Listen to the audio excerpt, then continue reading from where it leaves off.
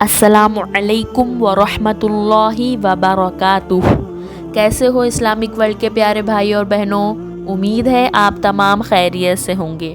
ایک صحابی جو حضرت عمر فاروق رضی اللہ عنہ کے نام سے مشہور ہے اور بہت زیادہ مشہور ہے، یہ کفار مکہ کے بہت بڑے آدمی ہوتے تھے۔ اسلام لانے سے پہلے یہ اسلام کے بہت بڑے دشمن تھے اور جو مسلمان لائے ان پر بہت زیادہ طرح طرح کے ظلم و ستم کیا کرتے تھے۔ ایک مرتبہ کیا ہوتا ہے، حضور صلی اللہ علیہ وسلم کے چاچا حضرت حمزہ رضی اللہ عنہ جب مسلمان ہو گئے تو 3 دن کے بعد حضرت عمر فاروق بھی مسلمان ہو گئے۔ حضرت عمر رضی اللہ عنہ بڑے دلیر اور بہادر آدمی تھے۔ قریش کی طرف سے مختلف ملکوں میں جا کر نبی کے دین کو جھٹلاتے تھے اور بہت سارے ملکوں کا سفر کیا ہوا تھا انہوں نے۔ ایک دن حضرت عمر نے حضور صلی اللہ علیہ وسلم کو قتل کرنے کا ارادہ کیا، نعوذ باللہ، اور اپنے گھر سے نکل پڑی، یہاں تک کہ آپ کے قتل کا ارادہ پکا کر لیا۔ یہی قتل کا ارادہ آپ کو، عمر فاروق کو، مسلمان بننے کا سبب ملا۔ حضور نے ایک دن ابو جہل اور عمر دونوں کے بارے میں اللہ تعالیٰ سے دعا فرمائی تھی کہ یا اللہ، ابو جہل اور عمر میں سے جو تیرے نزدیک محبوب ہے، ان کو ایک کو اسلام کی دعوت قبول فرما۔ وہ اسلام لے آئے۔ چند دن کے بعد ہی یہ واقعہ پیش آیا۔ اللہ کے نزدیک عمر فاروق رضی اللہ عنہ بہت زیادہ محبوب ترین تھے، اس وجہ سے اللہ نے ان کو دین کی دعوت دے دی، وہ اسلام لا چکے تھے۔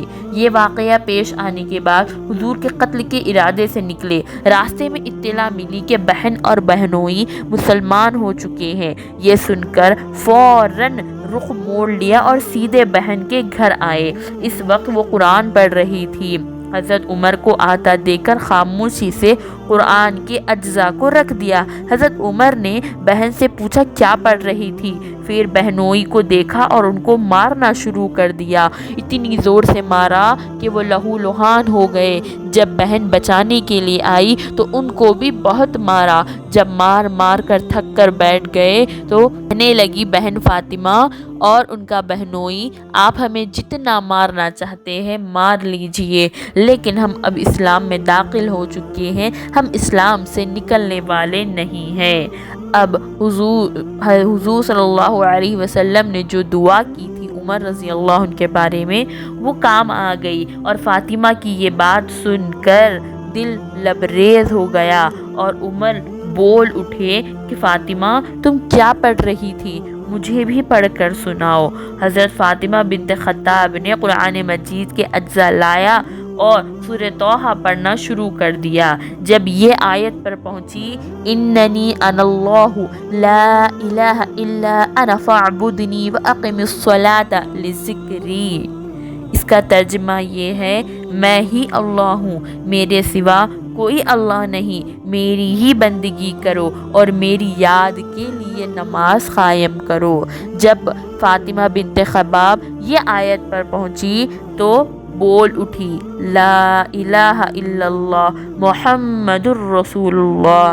حضرت عمر نے جب یہ آیت سنی تو بول اٹھے وہ لا الہ الا اللہ محمد الرسول اللہ۔ اسی وقت سیدھے حضور کی خدمت میں آ گئے اور تلوار حضرت عمر کے ہاتھ میں تھی۔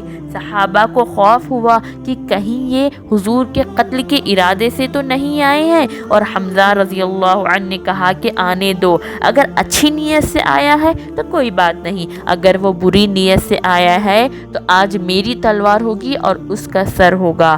حضرت عمر رضی اللہ عنہ اندر قدم رکھا تو حضور نے بڑھ کر دامن پکڑ لیا اور فرمایا کیوں آئے ہو عمر، کس ارادے سے آئے ہو عمر؟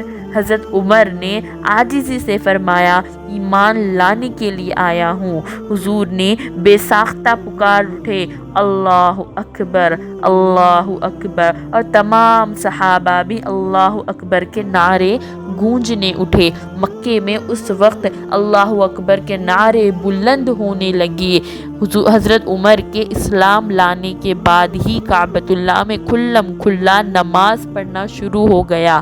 اب کفار مکہ بہت زیادہ خوف میں آ گئے تھے کہ ہمارا تو بہت بڑا آدمی جو عمر تھا اب وہ اسلام میں داخل ہو چکا ہے، ہمارا تو پلڑا ہی جھک چکا ہے اور اسلام کا پلڑا بھاری ہو چکا ہے۔ عمر کے اسلام لانے کے بعد اسلام کو بہت زیادہ طاقت و قوت ملی، بہت زیادہ طاقت و قوت ملی، اور نماز بھی کعبۃ اللہ میں پڑھنا شروع کر دیا۔